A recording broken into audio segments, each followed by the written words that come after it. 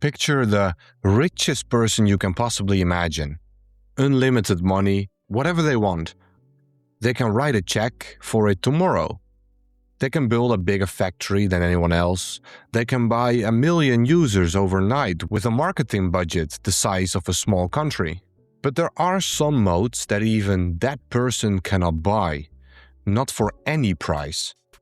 Because the thing protecting these businesses isn't money.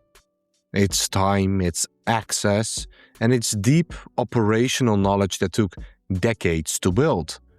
You simply cannot copy it with a credit card. Welcome back to the Dutch Investors Podcast. This is part 2 of our series of the 8 types of economic moats. Last episode we covered the 4 moats you can measure: scale economies, network effects, counter-positioning, and switching costs. Those are the ones that leave a clear, visible trail in the financial numbers usually. Today we are going after the 4 that are much harder to see, and in some cases much harder to break. These are the moats you cannot buy your way into, no matter how deep your pockets are. So let's not get carried away, and let's get into the 4 moats money can't buy.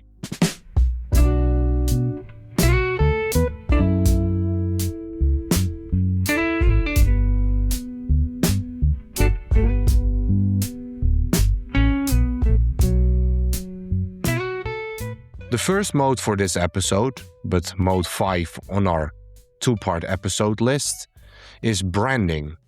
And it's probably the most abused word in all of business. Every single company on earth claims to have a strong brand. But do they?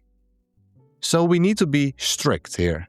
Because, yes, all companies have a brand in a sense, but being recognized is not necessarily a moat. Being well known is not a moat. A logo that people can spot from across the room is not a moat. A real brand moat is one specific thing. It's a customer willingly paying a premium for a product that is basically identical, or sometimes even worse, than a cheaper alternative. And doing it again and again, year after year. That is the whole test. Can you charge more than a competitor for the exact same utility or product, and will people keep paying it? If the answer is yes, you have a brand moat. If not, you don't really have a branding moat. So the benefit is obvious. You get to charge higher prices for the same stuff. But the barrier is the interesting part. The barrier is the one thing money generally cannot buy: time. A competitor with unlimited cash can build the same factory and buy the exact same leather. What they cannot buy is 150 years of a brand meaning the exact same thing to the exact same kind of person, without ever changing. You cannot speed that up. You cannot really shortcut it with a massive ad campaign. When a company throws money around trying to force that feeling, customers can smell that and walk away. A good example of this is the French luxury house Hermès. And if you want to prove the moat is real, just look at those margins. Hermès runs an operating margin of around 41%. For comparison, LVMH, the biggest luxury group on the planet, runs around 22%. Kering, the company that owns Gucci, sits around 11%. Hermès earns roughly twice the margin of the single biggest luxury group on the planet, and nearly 4 times the margin of its most famous rival, while selling, at the end of the day, bags and silk. That gap is the brand moat, sitting right there. But here's the part that makes Hermès different. And honestly, that is the whole game. They deliberately make fewer items than people want to buy. On purpose, forever. Just like Ferrari. Every single Birkin bag is made start to finish by a single craftsman who trained for years.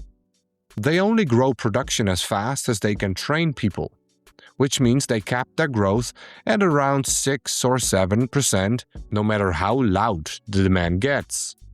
So the real moat isn't the type of leather, and it's not really the orange box they sell it in. It's the discipline. It's generations of one family being willing to leave money on the table today to protect tomorrow. Every other luxury house usually gives in. They flood the market and waters the brand down. Over time, they go from ultra luxury to premium. Hermès won't. Anyone can copy their strategy, but nobody can copy their history or buy their history. Fascinating. That brings us to the next mode, cornered resources. This one is more concrete, and it's where a lot of lazy moat claims tend to sneak in. A cornered resource is when a company has special, locked-in access to something its competitors need, but cannot get. That can be a patent, a unique mineral deposit, a government license, or a specific group of irreplaceable people. But there is a test you have to apply as an investor. If you paid full market price for that resource, you don't actually have a moat. You just have a receipt. A gold mine you bought for exactly what the gold is worth is not an advantage. The original seller already pocketed all the value. A real cornered resource is something you got hold of, preferentially or cheaply, that still pays you today and is big enough to explain your high returns all on its own. The example we like to give is ARM. ARM doesn't actually manufacture any physical chips. What they own is the basic intellectual blueprint. Think of it as the foundational language that a company chip speaks. And they license that blueprint to everyone else. Apple, Qualcomm, Nvidia, Samsung, they all build their chips on top of ARM's design. The scale of this is almost unbelievable. ARM-based chips sit inside more than, hold your horses, 92% of the entire world's smartphones. So why can't a competitor just design their own blueprint and compete? Because anyone can design a blueprint, right? That part is just a few years of engineering. What you cannot copy, however, is everything built around it. Every operating system, every application, and every software tool already speaking ARM. And millions of software engineers are already trained on it. Switching to a new architecture means throwing all of that collective work away. That is the cornered resource. ARM's gross margins is around 97%, which sounds like a license to print money. But once you subtract the enormous amount of cash they have to pour into research and development just to keep relevant, the real operating margin drops down closer to 20%. The resource is cheap to hand out, but it's not that cheap to keep alive. And remember, owning a great moat and paying a fair price for the company are two entirely different things.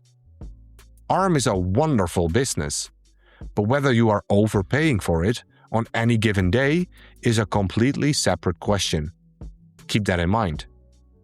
Which brings us to the next mode, process power. This next one is maybe the trickiest one to spot.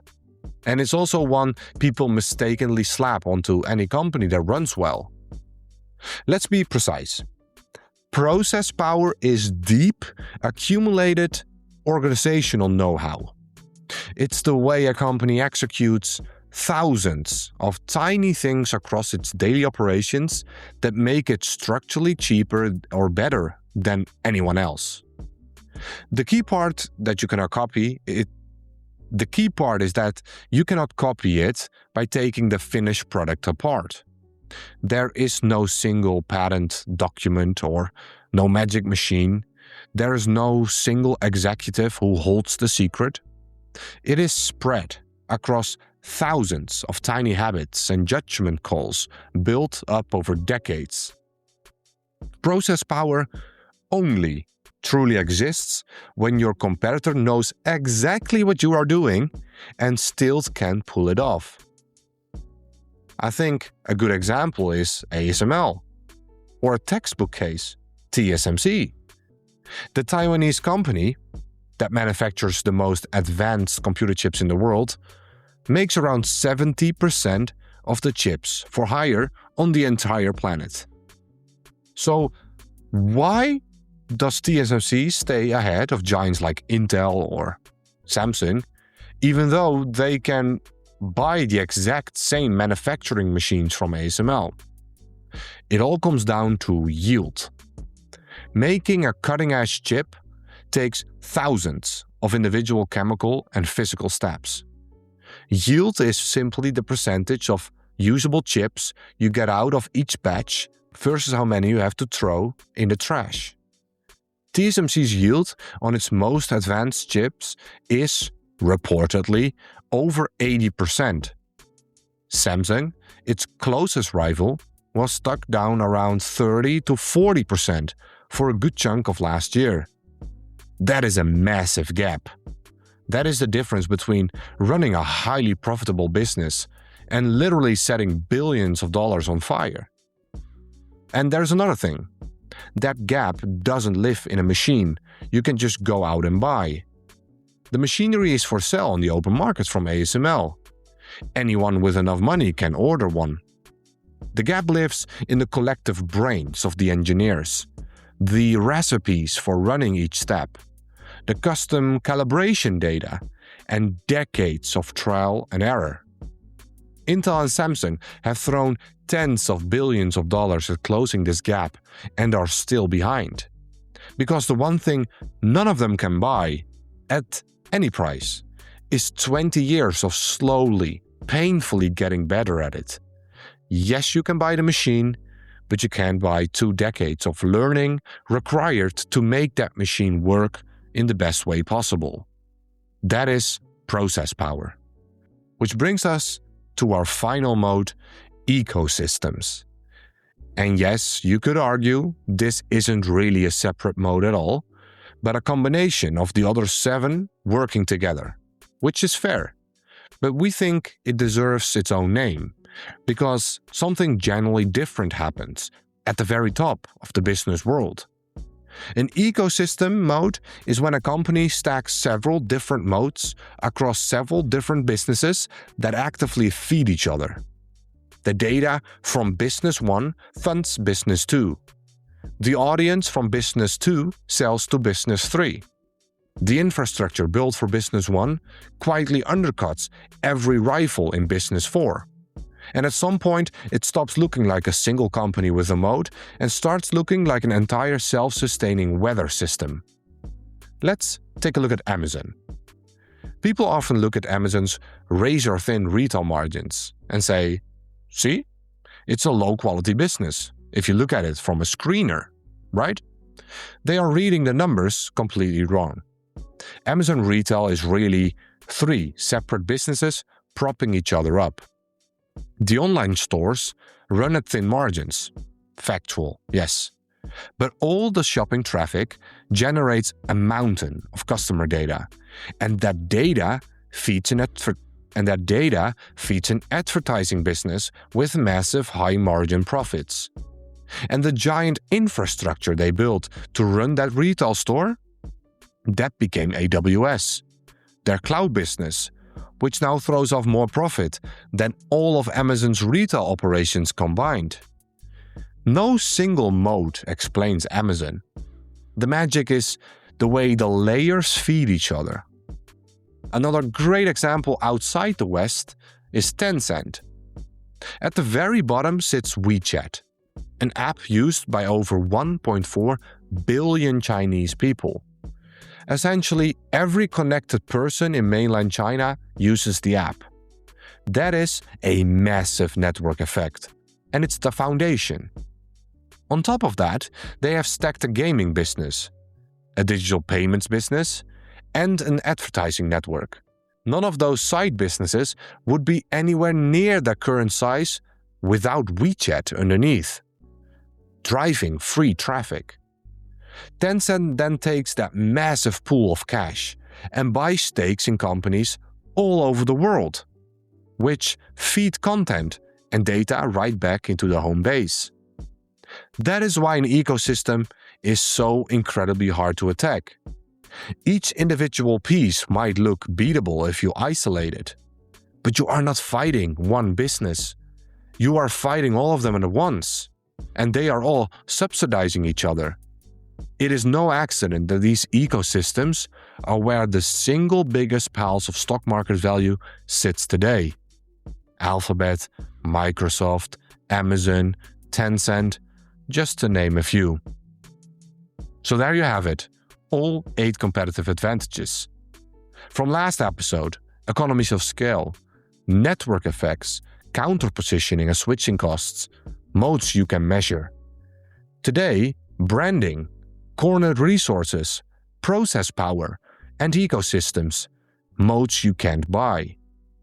But before we go, we want to leave you with a useful lesson, because that is the whole reason we bother looking at businesses so carefully, right?